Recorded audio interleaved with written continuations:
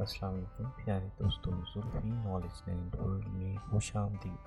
سلطان صلاح الدین ایوبی رحمۃ اللہ علیہ۔ صلاح الدین نے اپنے معتمد خاص امیر عزیز الدین کا جواب سن کر انتہائی مطمئن لہجے میں کہا، اس سے کوئی فرق نہیں پڑتا، پہلے ان کی جنت کا نظارہ کر لیں، بعد میں دمیات جا کر ان کا دیدار بھی کر لیں گے۔ یہ کہہ کر صلاح الدین نے خانقاہ کے دروازے میں داخل ہونے کی کوشش کی، مگر فوراً ہی باربک کا پہرے دار خادم سامنے دیوار بن کر کھڑا ہو گیا اور اس نے بلند آواز میں کہا، کوئی شخص مرشد کی اجازت کے بغیر خانقاہ میں داخل نہیں ہو سکتا، چاہے خلیفۃ المسلمین ہی کیوں نہ ہو۔ جیسے ہی باربک کے خادم کی بات مکمل ہوئی، امیر عزیز الدین اس پر کسی عقاب کی طرح جھپٹا اور پہرے دار کی گردن پکڑ کر اس طرح کھینچی کہ وہ اوندے منہ دروازے کے باہر آ گرا۔ پھر امیر عزیز الدین نے اپنے ایک سپاہی کو حکم دیتے ہوئے کہا، اسے قابو میں رکھو اور اگر یہ مزاحمت کرے تو بے طریق قتل کر دو۔ اس کے بعد صلاح الدین ابو جعفر اور علی ناصری کو لے کر خانقاہ کے اندر داخل ہو گیا۔ 200 مسلح سپاہی وزیر اعظم مصر کے ہمراہ تھے،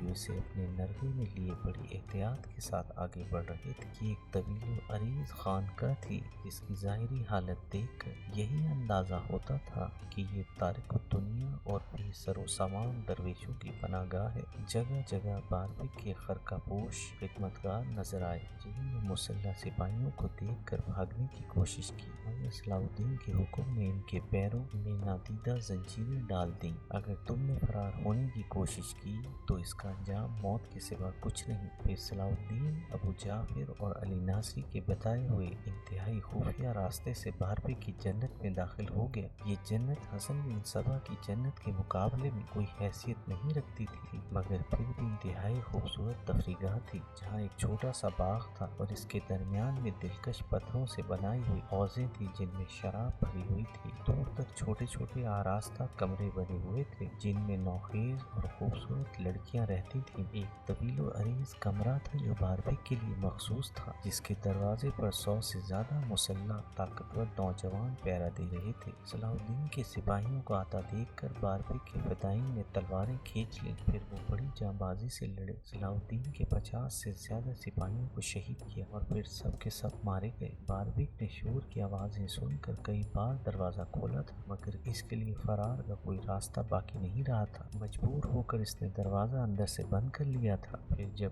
آخری فدائی بھی تہی تیغ ہو گیا تو صلاح الدین کے حکم پر اس کے سپاہیوں نے دروازہ توڑ دیا۔ وزیر اعظم مصر اندر داخل ہوا۔ باربک اپنے تخت پر خاموش بیٹھا تھا اور اس کے ہاتھ میں ایک بلور جام تھا۔ یہ تخت کسی عظیم الشان بادشاہ کا تخت معلوم ہوتا تھا۔ صلاح الدین قریب پہنچا تو باربک اسے دیکھ کر مسکرایا اور اس نے پورا جام ایک ہی گھونٹ میں حلق سے اتار لیا۔ پھر خالی جام فرش پر پھینکتے ہوئے انتہائی نفرت آمیز لہجے میں ابو جعفر اور علی ناصری کو مخاطب کر کے بولا، تم نے اپنے مرشد سے بے وفائی کی ہے اور اس کی سزا مسلسل آگ ہے، یہاں بھی دوزخ اور وہاں بھی دوزخ۔ یہ کہتے کہتے باربک کے منہ سے خون کی ایک پتلی دھار بہہ نکلی۔ پھر وہ صلاح الدین کو مخاطب کر کے بولا، ہم لوگ ہر حال میں فاتح قرار پاتے ہیں، یہی تیری شکست ہے کہ تو مجھ پر قابو نہیں پا سکا، تیری بھی سزا آگ ہے، تو بھی آخری سانس تک آتش انتقام میں جلتا رہے گا۔ میں تو اپنے مرشد کے پاس جا رہا ہوں، جو جنت اعلیٰ کے دروازے پر کھڑا میرا انتظار کر رہا ہے۔ شیطان کے خبیث بیٹے، تو کتے اور سور سے بھی زیادہ ناپاک ہے۔ اگر ان حیوانوں کو انسانی زبان مل جاتی تو وہ تیرا انجام دیکھ کر اپنے خالق سے یہی دعا کرتے، انہیں باربک کی طرح عبرتناک موت نہ دینا۔ نفرت اور غضب کے جوش سے صلاح الدین کا چہرہ جل اٹھا تھا۔ میں تجھے اس طرح دوزخ میں جانے نہیں دوں گا، پہلے مصر کے باشندے یہ تماشا دیکھیں گے، پھر تجھے اس آگ کے حوالے کیا جائے گا جو تو نے اللہ کی زمین پر بھڑکائی ہے۔ یہ کہہ کر صلاح الدین نے باربک پر تلوار کا ایک بھرپور وار کیا، جس سے اس کی گردن کٹ کر تخت پر گر پڑی۔ پھر صلاح الدین نے ان مجبور لڑکیوں کو باربک کی دوزخ سے باہر نکالا اور باربک کا سر نیزے پر بلند کر کے قاہرہ کی شاہراہوں پر پھرایا۔ صلاح الدین کے نقیب جس راستے سے گزرتے، انسانی ہجوم کو مخاطب کر کے بآواز بلند کہتے، یہ اس شخص کی سزا ہے جس نے اللہ کے احکام کا مذاق اڑایا تھا۔ پھر صلاح الدین الدین نے باربی کی خانقاہ کو آگ لگا دی اور اس کی لاش کو بھڑکتے ہوئے شعلوں کے حوالے کر دیا۔ اس کے بعد ابو جعفر اور علی ناصری کو قصر و زرات میں لایا گیا اور معززین شہر کے سامنے ان دونوں کی آنکھوں میں جلتی ہوئی سلاخیں پھروا دی گئیں۔ اندھا کیے جانے سے پہلے ابو جعفر اور علی ناصری نے صلاح الدین سے شکایت عہد چکنی کر رہا ہے۔ جواب میں صلاح الدین نے کہا، میں نے تم دونوں سے صرف جاں بخشی کا وعدہ کیا تھا۔ اگر مجھے اپنے الفاظ کا پاس نہ ہوتا تو میں بھی باربی کے ساتھ آگ کی نظر کر دیتا۔ تم بھی حسن بن صبا کے ماننے والے ہو۔ اس کے بعد صلاح الدین نے اپنے وعدے کے مطابق ابو جعفر اور علی ناصری کو ان کے گھر بھجوا دیا اور ساری جاگیریں ضبط کر لی۔ جب یہ خبر سلطان نور الدین زنگی کو پہنچی تو سلطان عادل نے اپنے ایک معتمد خاص کے ہاتھ صلاح الدین کو قیمتی تحائف بھیجے اور ایک خط بھی تحریر کیا جس کی عبارت کچھ اس طرح تھی: حق تعالیٰ تمہیں جزائے عظیم دے کہ تم نے مصر کی سرزمین سے ایک فتنہ عظیم کی جڑیں اکھاڑ پھینکی۔ اب تم پر لازم ہے کہ جلد از جلد عباسی خلیفہ کے نام کا خطبہ جاری کرو اور خطبے سے خلیفہ عاضد کا نام خارج کر دو۔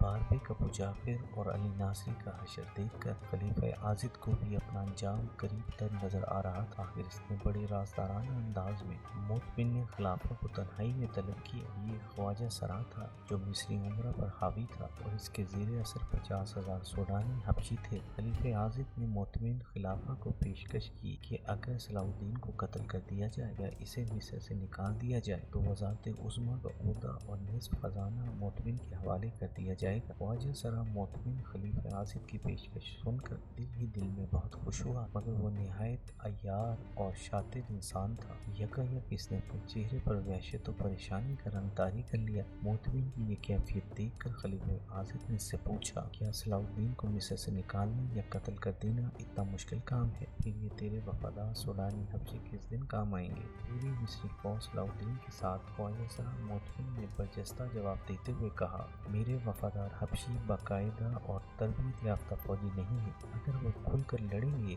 تو صلاح الدین کا لشکر انہیں گاجر مولی کی طرح کاٹ کر رکھ دے گا۔ پھر خواجہ سرا کا عذر سن کر خلیفہ عاضد پریشان نظر آنے لگا۔ اس کے لیے مجھے منصوبہ سازی کرنی ہوگی۔ خواجہ سرا مطمئن نے نئی چال چلتے ہوئے کہا، کیسی منصوبہ سازی؟ خلیفہ عاضد جھنجھلا کر بولا، کیا تو اپنی منصوبہ سازی میں اتنی دیر لگائے گا کہ صلاح الدین مجھے قتل کر ڈالے یا پھر معزول کر کے حوالے زندان کر دے؟ جب تک میں زندہ ہوں یہ نوبت نہیں آئے گی۔ خواجہ سرا مطمئن نے انتہائی پرجوش لہجے میں کہا، سب سے پہلے آپ مجھے بہترین ہتھیار فراہم کریں تاکہ میں اپنے آدمی کو مسلح کر سکوں۔ دوسرے یہ کہ میرے کام میں کوئی مداخلت نہ کرے، میں یہ جنگ پوری آزادی کے ساتھ لڑنا چاہتا ہوں۔ خلیفہ عاضد نے خواجہ سرا کی دونوں باتیں مان لی، مگر اس کے ساتھ یہ ہدایت بھی کر دی، ملک کو ہر صورت میں خانہ جنگی سے بچایا جائے۔ مجھے بس صلاح الدین، سالار عبداللہ کرشی اور امیر عزیز الدین کے سر چاہیے۔ خواجہ سرا مطمئن خلیفہ عاضد کی خلوت گاہ سے نکل کر چلا گیا۔ یہ اس کے لیے سب سے زیادہ سرشاری کا دن تھا۔ وہ کھلی آنکھوں سے ایک عجیب خواب دیکھ رہا تھا، پہلے صلاح الدین کا قتل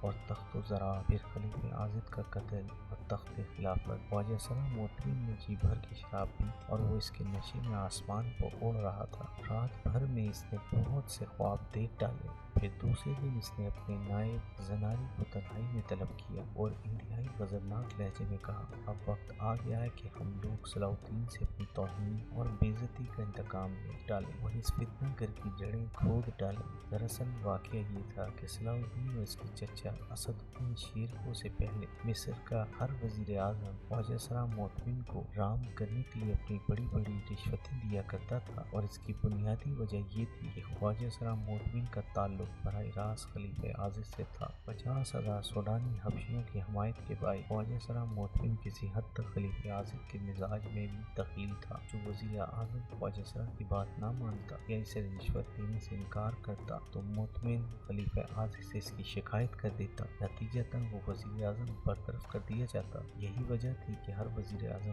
خواجہ سرا کو خوش رکھنے کی کوشش کرتا تھا، مگر جب اسد الدین شیرکو وزارت عظمیٰ کے منصب پر فائز ہوا تو خواجہ سرا مطمئن اس کے پاس پہنچا اور نئے وزیر اعظم پر روک ڈالنے کے انداز میں کہا، اگر میں تم سے خوش ہوں تو خلیفۃ المسلمین بھی خوش ہے، اور اگر میں تم سے ناراض ہوں تو خلیفۃ المسلمین بھی خفا۔ درپردہ یہ ایک دھمکی تھی کہ وزارت عظمیٰ کا عہدہ صرف خواجہ سرا مطمئن کی خوشنودی پر قائم ہے۔ اسد الدین شیرکو ایک غیرت مند اور جانباز سالار تھا۔ اس نے خواجہ سرا مطمئن کی تنگی کو ایک دیوانے کی بڑھ سمجھا اور اسے انتہائی بے عزت کر کے اپنے کمرے سے نکال ڈالتے ہوئے کہا، میں تجھ نامراد کا چہرہ بھی نہیں دیکھنا چاہتا، آئندہ قصر و زراعت کا رخ نہ کرنا، اور اگر کبھی محل میں آمنا سامنا ہو جائے تو فوراً اپنا راستہ بدل لینا، ورنہ تجھ پر قصر شاہی کے دروازے ہمیشہ کے لیے بند ہو جائیں گے۔ ایپیسوڈ 46 اختتام پذیر ہو۔